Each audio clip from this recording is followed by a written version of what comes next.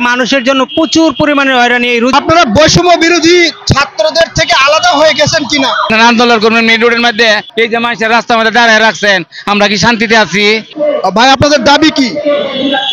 আমরা গত ফেব্রুয়ারি মাসের 18 তারিখে জুলাই মঞ্চ নামক একটি প্ল্যাটফর্ম গঠন করা হয়।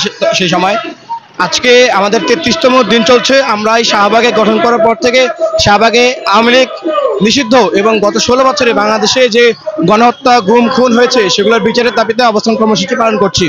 গতকাল থেকে আমরা শাহবাগে রোড ব্লক কর্মসূচি পালন করছি। আজকে আমাদের রোড ব্লক কর্মসূচির দ্বিতীয় দিন। আমরা দেখছি এখানে 3টা সমাবেশ চলছে, বিক্ষোভ মিছিল। আপনাদের তিনটারই দাবি এক, তাহলে আপনারা বিচ্ছিন্ন জায়গায় অবস্থান করছেন কেন? প্রথমত আপনাকে যেটা বললাম যে এই জুলাই মঞ্চ কিন্তু ফেব্রুয়ারি মাসের 18 তারিখ গঠন করা হয়। তখন থেকে আমাদের কিন্তু দাবি এটাই ছিল যে গণহত্যার বিচার করতে হবে এবং আওয়ামী লীগকে নিষিদ্ধ করতে হবে। কিন্তু এখন যারা আসলে অন্যান্য সমাবেশগুলো করছে তারা কিন্তু বিভিন্ন রাজনৈতিক দল বা অন্য কোনো প্ল্যাটফর্ম, আমরা কিন্তু কোনো রাজনৈতিক দল না। আমাদের শুরু থেকে একই দাবি ছিল।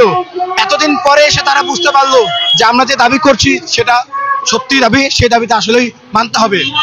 এখন তো আপনাদের দাবি এক, আপনারা তো এখন এই দাবিতে তো একভাবে মানে এককভাবে এক জায়গায় সমাবেশ করতে পারেন, কেন করছেন না?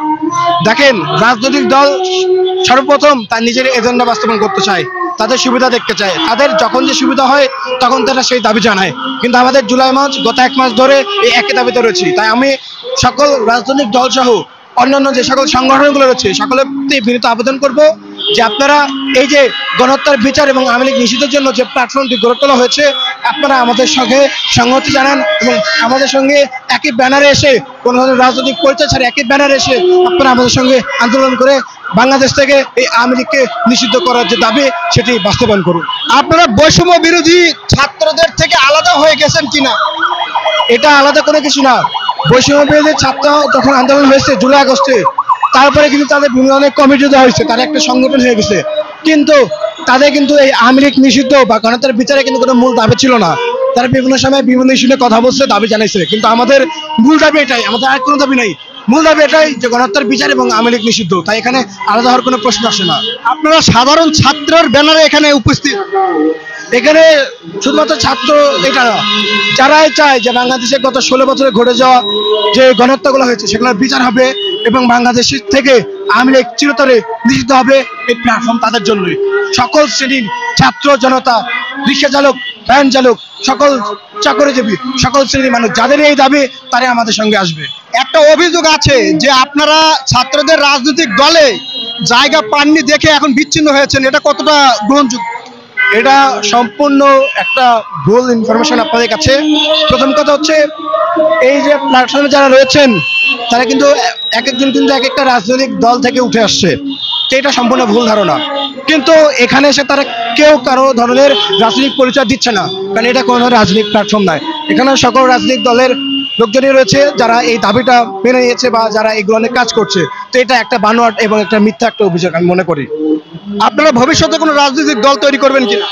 এটা দেখেন, এটা আসলে কোনো রাজনৈতিক প্ল্যাটফর্ম না, আর এখানে আসলে অনেকেই রয়েছে, তো সেটা তাদের ব্যক্তিগত মতামত। তো রাজনৈতিক দলে যাবে কি যাবে না এটা সবার ব্যক্তিগত মতামত। এটার সাথে এই আমাদের যে দাবি সেটার কোনো আমি সম্পর্ক দেখছি না। আপনার পরিচয়টা যদি বলতেন। আমার নাম হচ্ছে মিনহাজুল আবেদিন, আমি একজন সাধারণ শিক্ষার্থী। কোন কলেজ? 1 মাস সবর করা যায় না, রোজাটা যাইবার দেন না আপনারা না? এই যে মানুষের রাস্তার মধ্যে দাঁড়ায় রাখছেন, আমরা কি শান্তিতে আছি? এক জায়গায় যাইতে 6 ঘন্টা যাইতে পারবো না। আপনারা আন্দোলন করবেন মেন রোডের মধ্যে। এই রোজার মধ্যে রাস্তার মাঝখানে আন্দোলন আপনারা সমর্থন করছেন? আমরা সমর্থন কেমনে করবো? রোজা থেকে আমাদের সময় বাবা আছে না, ইবাদত বন্দেগী আছে না, আমরা কোথায় যাব? এই যে আমি গুলশান যাবাইলে রওনা হয়েছি, 3 ঘন্টা এখানে দাঁড়ায় রয়েছি, আমি কিভাবে পৌঁছবো? আপনারা আমাদেরকে দেখবেন না? এই যে ছাত্ররা যে দাবি করেছে, দাবির সাথে কি আছে ভাই? রোজার পরে দাবি ল না, দাবি তো আপনার থাকবে, আমারও থাকবে, সবারই দাবি আছে। রোজার পরে আমরা দাবি করব, রোজার মাসটা চারি, আমরা রোজার মাসটা ডিসকাউন্ট দেই, রোজার পরে। ধন্যবাদ প্রিয় দর্শক, আপনারা শুনছিলেন সাধারণ জনগণের মতামত। আসলে ছাত্ররা যেই আওয়ামী লীগ নিষিদ্ধের দাবিতে শাহবাগের মাঝখানে অবস্থান করছেন এবং স্লোগান দিচ্ছেন, তারা কথা বলছেন যে কিভাবে দেখছেন সাধারণ জনগণ। আমরা আসলে সেটা জানার চেষ্টা করছি। এখানে একটু যানজটের সৃষ্টি হয়েছে। ভাই, এই যে ছাত্ররা যে দাবি নিয়ে রাস্তার মাঝখানে আসছে, বসছে, এটা সাধারণ জনগণ কিভাবে নিচ্ছে? ভাই সেটা আমি এখন বলতে পারবো না ভাই, কেন একজনের এক মন্তব্য, কারণ কার কিরম জানি না। আপনি সাধারণ জনগণ হিসেবে এটাকে কিভাবে দেখেন? এখন আমি তো দাবির ব্যাপারে কিছু জানি না ভাইয়া। প্রিয় দর্শক, আমরা আসলে জানানোর চেষ্টা করছি যে সাধারণ জনগণ ছাত্রদের সাথে সংহতি প্রকাশ করছে এবং তাদের মতামত এবং ছাত্রদের মতামত এক কতটা এক সেটাই আপনাদেরকে জানানোর চেষ্টা করছি। প্রিয় দর্শক, ভাই এই যে ছাত্ররা যেই এখানে সমাবেশ করছে এটা আপনারা কিভাবে নিচ্ছেন?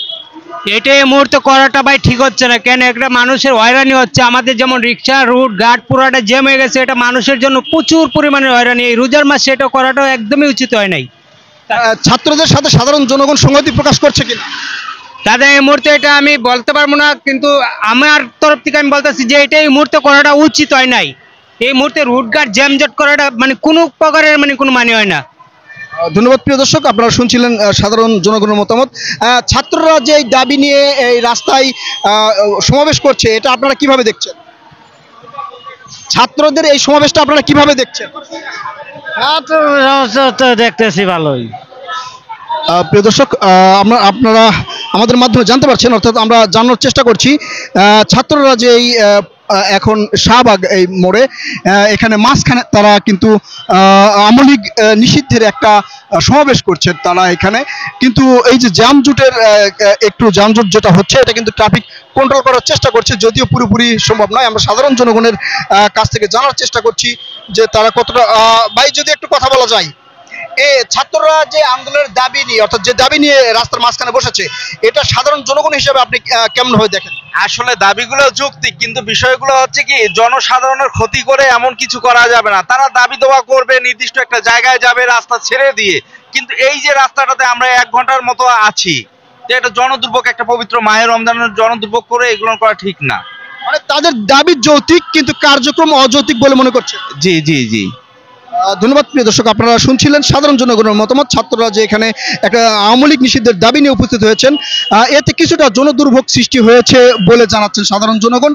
আপনারাও দেখছেন যে রাস্তার মাঝখানে সাধারণ জনগণ বলছিলেন যে তাদের দাবিটা যৌক্তিক, কিন্তু তারা যে এই মাঝখানে বসে, রাস্তার মাঝখানে বসে যে দাবিটা উত্থাপন করছেন এটা সাধারণ জনগণ খুব একটা মেনে নিচ্ছে না বলেই তারা জানাচ্ছেন। তারা বলছেন আমরা ছাত্রদের সাথে একত্রতা পোষণ করছি, কিন্তু এই রাস্তার মাঝখানে বসে একটা যানজট সৃষ্টি করে তাদের দাবিটা কতটা যৌক্তিক হবে বলে সাধারণ জনগণ মনে করছেন সেটা আপনাদেরকে জানানোর চেষ্টা করছি। প্রিয় দর্শক, ভাই এই ছাত্রদের দাবি আপনারা কিভাবে নিচ্ছেন? আসলে সেটা আমি বলতে পারবো না। ভাই একটু কথা বলা যাবে? ভাই একটু কথা বলা যাবে? প্রিয় দর্শক, আপনারা আমাদের সাথে আছেন। ভাই একটু কথা বলা যাবে? ভাই একটু কথা বলা যাবে?